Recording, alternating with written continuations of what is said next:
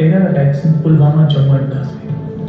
Today, we remember their sacrifice, honor their courage, and stand united in our resolve against terrorism.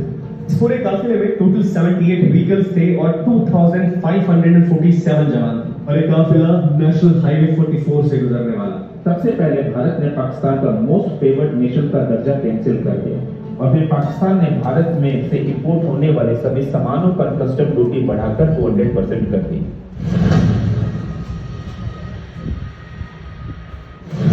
14 फरवरी 2019 एक ऐसा दिन जब पूरे भारत में मातम छा गया। जम्मू कश्मीर के पुलवामा में हुए भयानक आतंकवादी हमले में 40 बहादुर सीआरपीएफ जवान शहीद हो गए। आखिर उस दिन क्या हुआ था, इसके पीछे कौन था और भारत ने कैसे जवाब दिया, आइए जानते हैं पूरी कहानी। 14 फरवरी करीब दोपहर 3:15 बजे जब सीआरपीएफ के जवानों का काफिला जम्मू श्रीनगर